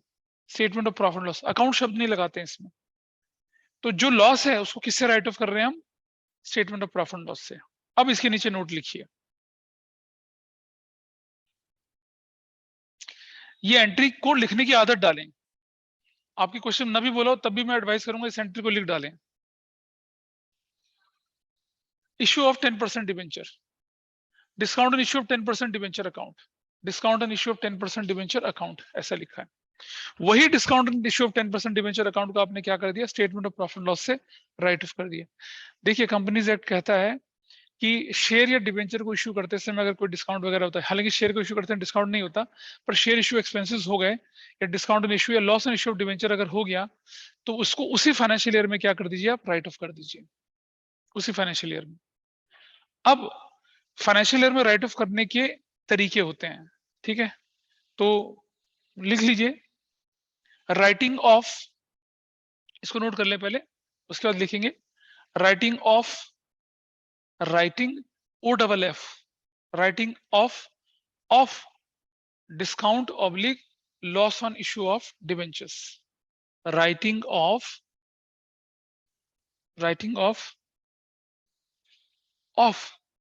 एक डबल एफ वाला एक सिंगल एफ वाला, of discount oblique loss on issue of debenture is to be done in the following manner. Number 1, सबसे पहले क्या करेंगे आप, ये देखिए लिख लीजिए जो मैंने बोला था। Number 1, out of securities premium reserve available. देखो अगर आपके पास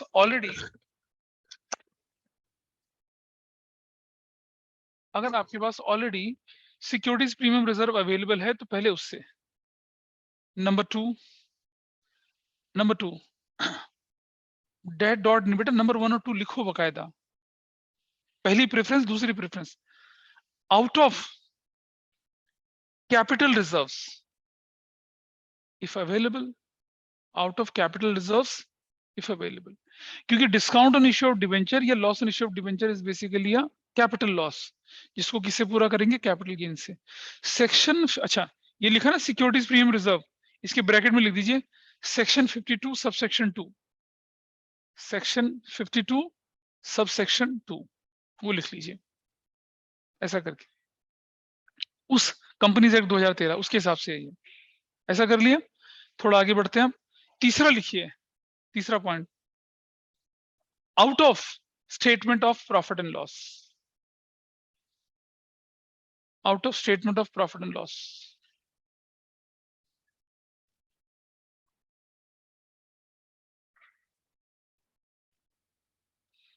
ठीक है, out of statement of profit and loss बोले। अब समझिए बात को, अगर आपके पास, आपको डिस्काउंट कितने का राइट ऑफ करना था बताइए मुझे यहाँ पर। अब जो ये क्वेश्चन आपके पास अगर ये है, इसमें मैं लिख रहा हूं, इफ, लिख लीजिए in the above example securities premium reserve था 20,000 का, कैपिटल रिजर्व जो था 40,000 का है, या मैं बोल दूं कितने का? 30,000 रुपीज का।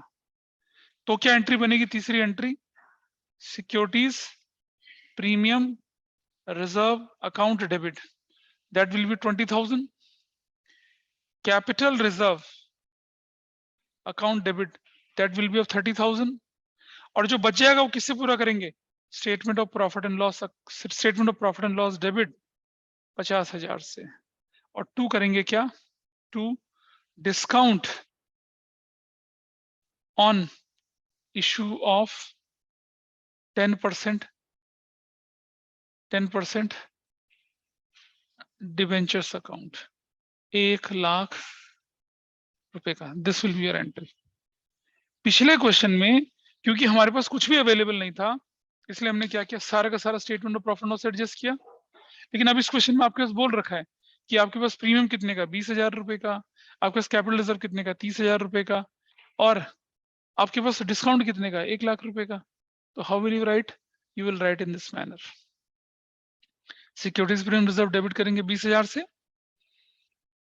फिर भी 80,000 बच गया, 30,000 का कैपिटल रिजर्व डेबिट कर देंगे, फिर भी 50,000 बच गया। जो बच जाएगा उसे कहां से पूरा करेंगे हम? स्टेटमेंट ऑफ प्रॉफिट लॉस से पूरा करेंगे। Is it fine? ऐसा करते, इसे कहते हैं राइटिंग ऑफ एक बार अपनी बुक खोल लेंगे आप, मैं आपकी बुक में दिखा देता हूँ कहाँ वो कंसेप्ट लिखा हुआ है। तो हमेशा आदत डालें, जब आप क्वेश्चन करेंगे तो अगर डिस्काउंट या लॉस दिख जाएगा तो उसे कैसे करना है आपको? इसी तरह से राइट ऑफ करना है। पेज नंबर 10.51 निकाल लीजिए, 10.51।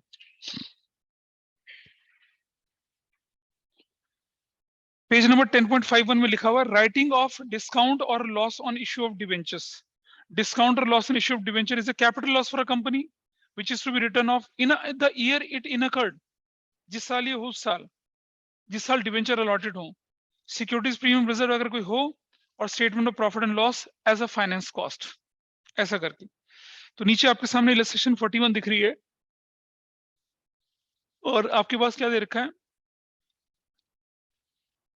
आपके पास सिक्योरिटीज प्रीमियम रिजर्व दिख गया था। अगर मान लो आपका लॉस इतना है जो सिक्योरिटीज प्रीमियम रिजर्व की रेंज में आता है, तो आपको एंट्री करनी पड़ेगी securities premium reserve debit to discount. अगर आपके पास सिक्योरिटीज प्रीमियम रिजर्व नहीं है और कैपिटल रिजर्व है, तो आपको एंट्री करनी पड़ेगी capital reserve to statement of discount. और अगर दोनों में से कुछ नहीं है तो कैसे कर लोगे? ठीक है। अच्छा, एक क्वेश्चन मैंने एक सैम्पल पेपर में देखा था, उसमें पता क्या लिखा हुआ था कि लॉस है discount on issue of debenture पे कितने का? 1,00,000 रुपए का, और आपके पास जनरल रिजर्व था पड़ा हुआ कितने का? 40,000 का। अब क्या करेंगे? क्या जनरल रिजर्व को मैं इसे लॉस को यूज करने के लिए यूज कर सकता हूँ? राइट ऑफ करने के लिए कर सकते हैं। जनरल रिजर्व होते हैं फ्री रिजर्व्स, तो फ्री रिजर्व को तो यूज कर लो। तो अगर कुछ नहीं है क्वेश्चन में, जनरल रिजर्व है, तो उसको भी यूटिलाइज कर लेंगे, और फिर जो बचेगा उसे कहां से कर देंगे? पूरा स्टेटमेंट ऑफ प्रॉफिट लॉस से। Got it? तो यहाँ आपके पास क्वेश्चन दिख रहा है इधर। ठीक है, ये जो आपके सामने क्वेश्चन दिख रहे हैं ना, ये आपके सामने दिख रहा होगा। अभी कौन सा पेज में बोला था मैंने आपसे? हाँ, 10.51, 10.52, ये मैंने बाद की चीज थोड़ा अभी भी करवा दी थी, लेकिन इसका यूज हम इसके प्रैक्टिकल क्वेश्चन अभी नहीं करेंगे, बाद में करेंगे उससे रिलेटेड, डिस्काउंट लॉस को राइट ऑफ करने वाले। पहले समझ लेंगे ये चीजें क्या होती हैं। तो मैंने आपको अभी कौन सा वाला पार्ट क्लियर करके बताया, सिर्फ ये वाला पार्ट क्लियर करके बताया कि डिवेंचर जब इशू होते हैं एट पार पे तब क्या होता है, डिवेंचर जब इशू होते हैं एट प्रीमियम पे तब क्या होता है, डिवेंचर इशू होते हैं डिस्काउंट पे तब क्या होता है। लिखिए एक फड़कता हुआ क्वेश्चन, लिखो question. X Limited issued 10,000 10% debentures. Online में किसी को इस पर दिक्कत तो नहीं है कुछ? Everybody clear about this? यहां तक क्लियर है? अच्छा एक ना वो मैं क्वेश्चन करवा ही देता हूं यहां पर।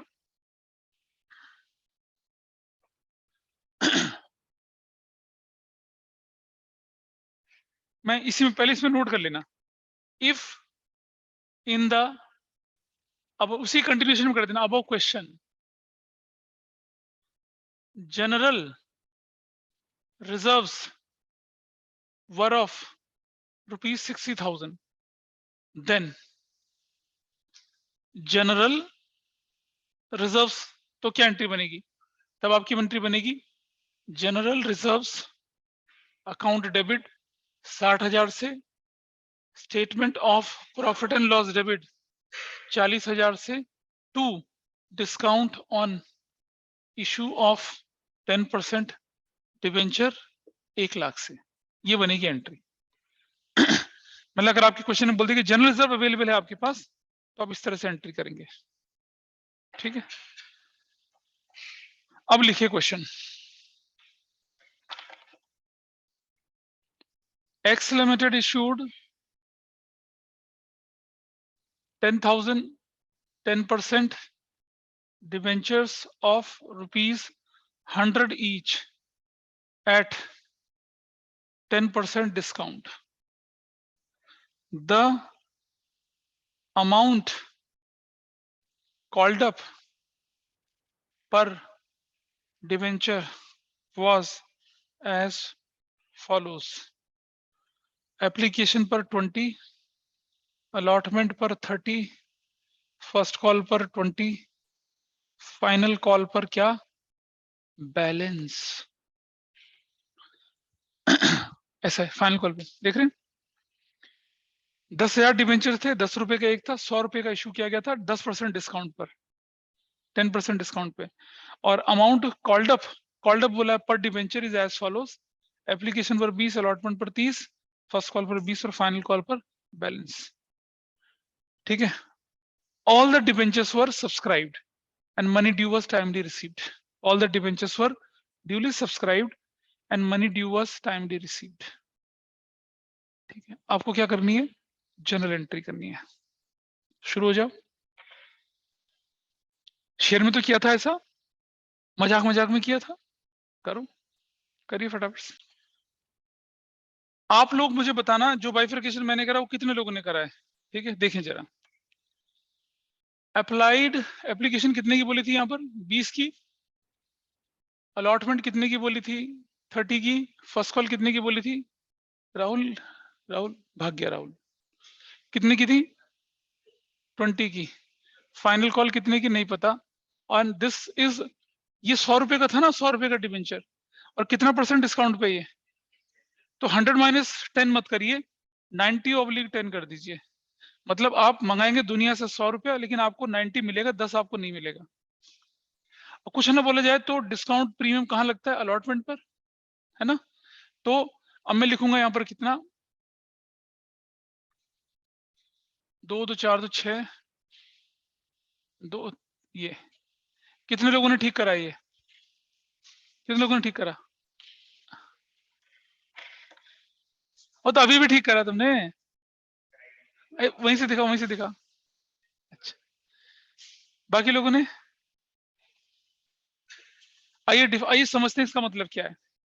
समझिए, अगर अमाउंट कॉल्ड अप था, सुनो यार, अगर अमाउंट कॉल्ड अप था, एप्लीकेशन पर कॉल्ड अप 20, पेबल 20, एप्लीकेशन पर कॉल्ड अप 30, बट पेबल 10 रुपए काट के होगा ना फिर तो। डिस्काउंट कट के मिलेगा ना पैसा, तो 20, तो 20/10 करते हैं, फिर ये 20, फिर लेकिन अगर ये होता अमाउंट पेबल, तो फिर एप्लीकेशन पर क्या होता 20, अलॉटमेंट पर क्या होता 30/10 होता, और फर्स्ट कॉल पे कितना होता 20, फाइनल कॉल पे कितना होता फिर 20 हो जाता, 90/10 ऐसे बनती कहानी। अगर पेबल है, पेबल का मतलब डिस्काउंट, देखो पेबल का मतलब with premium and after discount. Payable का मतलब क्या, फाइनल पेमेंट कितनी जा रही है। तो अगर मैं बोलता हूँ प्रीमियम वाले केस में अमाउंट पेबल इज व्हाट, तो अमाउंट पेबल इंक्लूडिंग प्रीमियम होता था ना, और कॉल्ड अप एक्सक्लूडिंग। और अगर मैं बोलूँ किसकी बात, डिस्काउंट में, तो पेबल का मतलब है after deducting discount, after adjusting, मतलब आफ्टर डिस्काउंट, वहां आफ्टर प्रीमियम है, आफ्टर डिस्काउंट, तो आफ्टर प्रीमियम तो प्रीमियम जुड़ जाता था ना, आफ्टर डिस्काउंट तो घट जाएगा। तो अगर ये पेबल अमाउंट है तो 30 रुपीज तो डिस्काउंट काटने के बाद की वैल्यू होगी ना, तो ओरिजिनल वैल्यू कितनी थी 40 थी, 30/10, तो 20, 50 और 40, ये दिस इज योर आंसर। कब, जब लिखा होगा पेबल, और जब अमाउंट कॉल्ड अप लिखा होगा तो क्या होगा 30 रुपीज है कॉल्ड अप, आप 30 रुपीज कॉल्ड अप करें तो पेबल कितना होगा 10 काट के, तो 20/10, तब कहानी ऐसे बनेगी, बस ऐसा, ठीक है। इसकी एंट्री कर पाएंगे कैसे, bank debit to debenture application, debenture application to percentage debenture, फिर बैंक डेबिट, डेबिट और बैंक डेबिट, ठीक है। और क्या करेंगे, debenture application, sorry debenture allotment, और अगली एंट्री में करवा देता हूं मैं, इसकी एंट्री लिख लेते हैं ताकि आसानी हो जाएगी। मैं पहले उसकी एंट्री कर रहा हूँ, वो वाली कॉल्ड अप वाली की एक, इसकी आप एंट्री अपने आप करेंगे, पेबल वाली अपने आप करना, ठीक है। तो इस क्वेश्चन आपका असल में ये वाला था, ये वाला, ये तो मैंने आपको समझाने के लिए बताया। तो पहली एंट्री बनेगी आपकी bank debit to debenture application, that will be 10,000 into कितने से 20 रुपए से, विच इज 2 लाख, 2 लाख, ठीक है। दूसरी एंट्री बनेगी debenture application debit to 10% debenture, जो बनेगा 2 लाख और 2 लाख से। तीसरी एंट्री बनेगी डिवेंचर अलॉटमेंट डेबिट, समझना बेटा, डिवेंचर उसमें डिवेंचर अलॉटमेंट जो होगा वो इससे से करूंगा मैं, इससे डिस्काउंट काटने के बाद, प्रीमियम जोड़ने के बाद, तो कितने से करूंगा मैं 10,000 इंटू 20 से करूंगा, that will be of 2 lakh. Discount on 10% debenture account debit, which is going to be 10,000 into 10, 1 lakh, to debenture allotment, to debenture, to 10% debenture, जो कि 10,000 इंटू 30 से होगा कितना 3 लाख से, ये। और पैसा लेने की बारी है तो क्या कर देंगे, बैंक डेबिट करेंगे to debenture allotment, that will be only 2 lakh, क्योंकि इतना ही मिलेगा आपको ऐसे, और डिफॉल्टर कुछ नहीं होता यहाँ पर। और अगली entry number 5, debenture first call debit, which is 10,000 into कितने से होगा 20 से होगा 2 lakh, to debenture to 10% debenture 2 lakh से, नंबर 6। और इधर एंट्री बनेगी क्या, bank debit to debenture first call, which will be of 2 lakh और 2 लाख से, ये number 7। Debenture final call debit कितने से हो जाएगी भाई 3 लाख से, और टू 10% डिवेंचर 3 लाख से,